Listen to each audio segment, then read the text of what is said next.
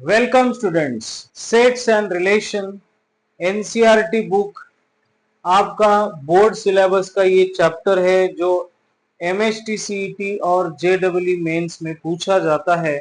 इसका exercise number 2 1.2। Okay, तो students हम लोग ने देखा सेट मतलब क्या, हमने क्या देखा, सेट की डेफिनेशन देखी, सेट को कैसे रिप्रेजेंट करते वो देखा, सेट में नंबर ऑफ एलिमेंट्स लिखने का तरीका, सेट को लिखने का तरीका, बिलोंग्स टू का मतलब, डज नॉट बिलोंग्स टू का मतलब, methods of writing the sets, roster method, set builder form, यहाँ तक की चीजें हमने एक्सरसाइज 1.1 में देखी, इसके पहले वीडियो में देखी स्टूडेंट्स।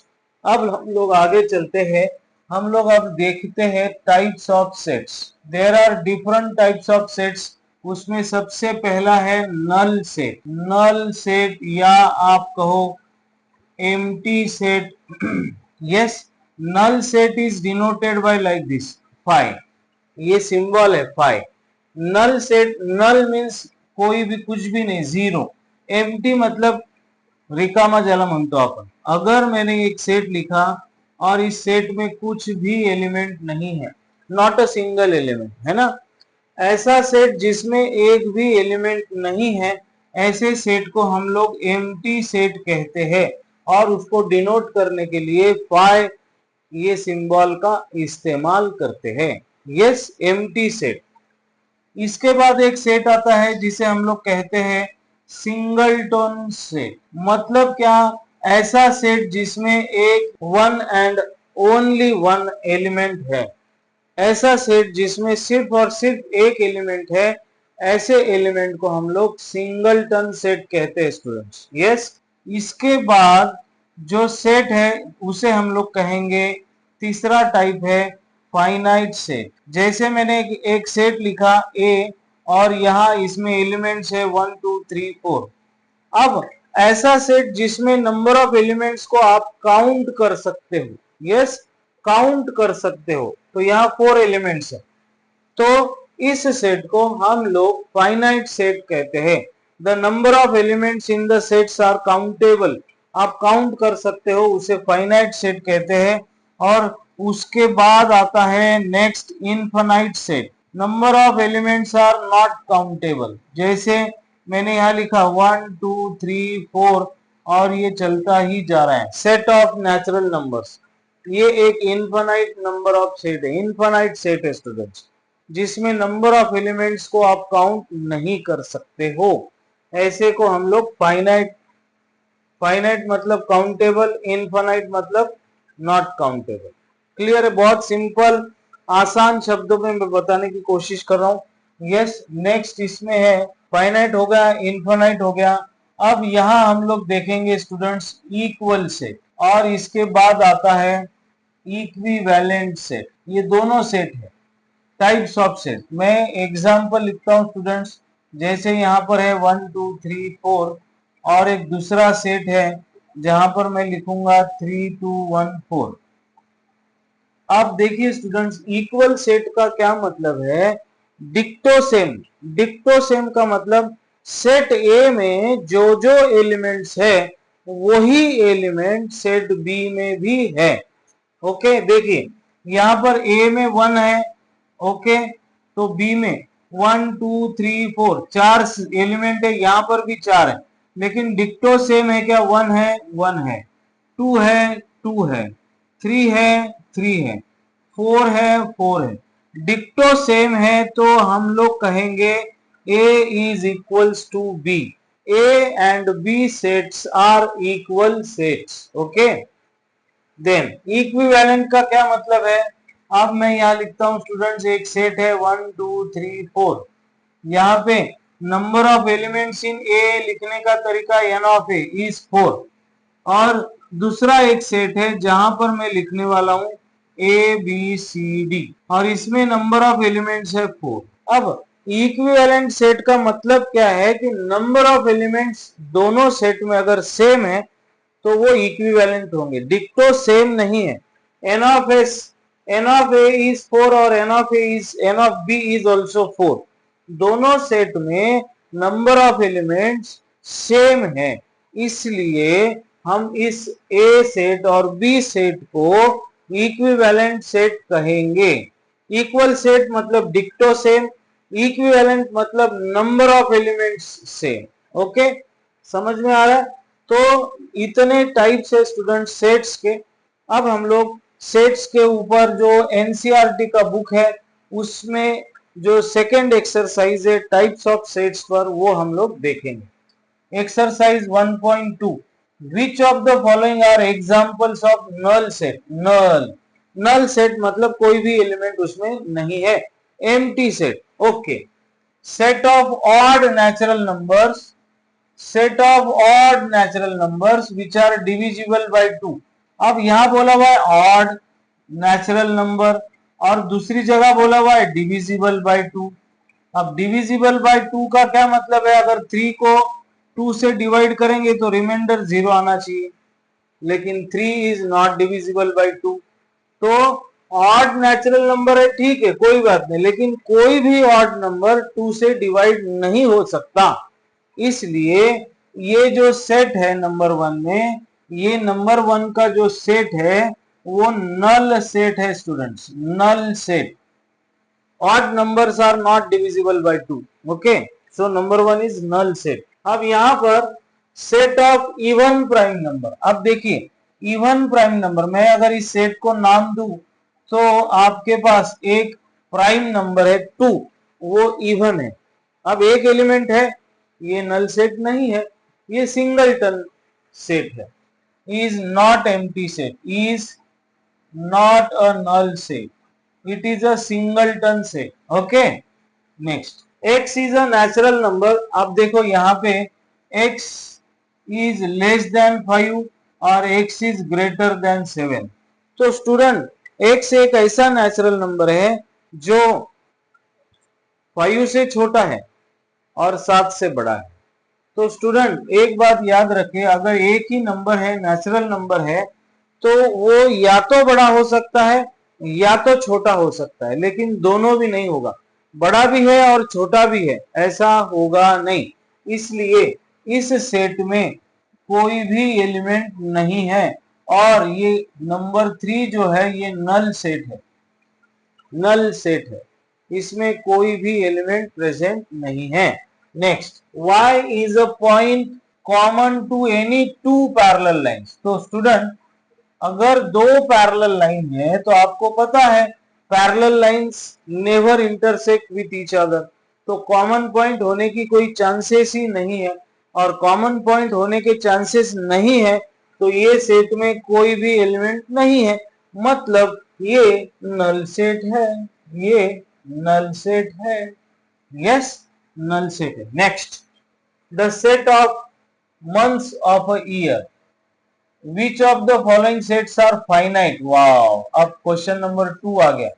अब यहाँ पर सेट ऑफ मंथ्स, अब यहाँ पे कितने होंगे मंथ्स? तो ये सेट जो है, इस सेट में 12 नंबर ऑफ मंथ्स है, काउंटेबल है। तो ये फाइनाइट हुआ कि इनफाइनाइट हुआ? ये हुआ फाइनाइट। ये क्या हुआ स्टूडेंट्स? फाइनाइट सेट हुआ।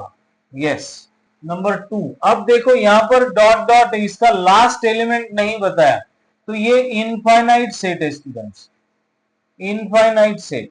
इसमें जो नंबर ऑफ एलिमेंट्स है उसको आप काउंट नहीं कर सकते, है ना। ये डैश डैश है मतलब एंड वाला एलिमेंट नहीं है, मतलब इनफाइनाइट सेट है। अब यहाँ देखो लास्ट वाला एलिमेंट है, तो 100 तक आप काउंट कर सकते हो, 1000 तक काउंट कर सकते हो। तो ये जो सेट है ये फाइनाइट सेट है। ओके, ऑप्शन नहीं, क्वेश्चन नंबर 2 में 4, the set of positive integers greater than 100। वाह, 100 से बड़े अब कितने होंगे? वो इनफाइनाइट होंगे। तो ये जो सेट है वो इनफाइनाइट सेट है। 100 से आगे लेकिन आखिरी का नंबर नहीं है, काउंटेबल नहीं है, तो ये इनफाइनाइट सेट है। Okay, next, the set of prime numbers less than 99। वाह, 99 से छोटे काउंट कर सकते हैं। कितने प्राइम नंबर हैं वो आप देखो, लेकिन 99 से छोटे मतलब आप काउंट कर सकते हो। तो इसे हम लोग कहेंगे finite set. Wow, finite set. Next, state whether each of the following set is finite और इनफाइनाइट। वही तो है, state whether each of the following set is finite और infinite. The set of lines which are parallel to x axis. Wow, अब students x axis को parallel जो है infinite number of lines हो सकते हैं। तो ये जो फर्स्ट है वो इनफाइनाइट है। Lines parallel to x-axis are infinite number of lines. Okay.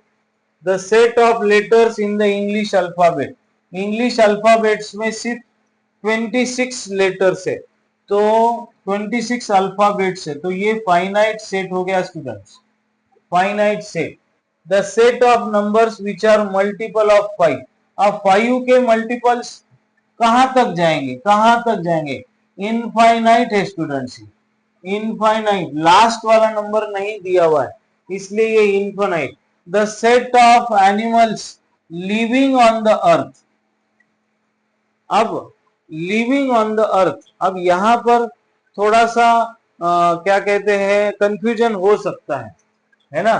कुछ बुक्स में animals living on the earth में फाइनाइट बोला हुआ है, कहीं पर इसको इनफाइनाइट बोला हुआ है, तो इसमें थोड़ा सा डिस्प्यूट है। ओके, तो इसको हम लोग स्टडी करेंगे, फिर इसका जवाब देंगे। The set of circles passing through the origin. अब इस ओरिजिन में पास होने वाले बहुत सारे सर्कल्स आप निकाल सकते हो, बहुत सारे, इनफाइनाइट नंबर ऑफ सर्कल्स आप निकाल सकते हो। तो ये जो सेट है वो इनफाइनाइट है, इनफाइनाइट सेट। ओके, तो क्वेश्चन नंबर 3 भी अपना यहाँ पर खत्म होता है। अब क्वेश्चन नंबर 4 पर आते हैं स्टूडेंट्स। ए और ए इक्वल टू बी और नॉट, मतलब इक्वल से। क्वेश्चन नंबर 4 में पूछा हुआ है, ये नंबर 1 है ना, ये ए इक्वल टू बी है क्या? अब देखो students, A is A B C D.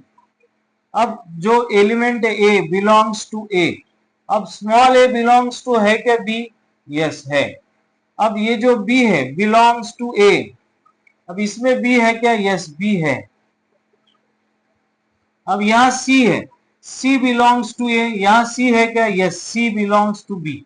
अब यहां डी है, डी बिलोंग्स टू ए, तो यहां पर भी डी है, D belongs to B. So students from this A is equals to B, डिक्टो सेम एलिमेंट्स है। एलिमेंट्स की ऑर्डर इंपॉर्टेंट नहीं है, वो आगे पीछे लिखे हुए हैं तो भी चलेगा, लेकिन डिक्टो सेम होने चाहिए। तो स्टूडेंट्स ए और बी ये इक्वल सेट है। क्यों? क्योंकि ए में जो एलिमेंट है वही एलिमेंट सेट बी में भी है, तो A and B are equal set. Okay, number 1 का कंप्लीट हो गया। अब नंबर 2 देखिए, 4 8 12 6, 4 8 यहां पर 16 है, तो आप कैसे लिखोगे सेकेंड में? यहां पर 12 है, यहां पर 12 नहीं है। 12 belongs to A but 12 does not belongs to B. So A and B are not equal state. इस तरह से आपको जवाब लिखना है। तीसरे में आइए, 2 4 6 8 10, x is a positive even integer and x is less than or equal to 10। तो पहला तो आपको लिखा हुआ है आपने,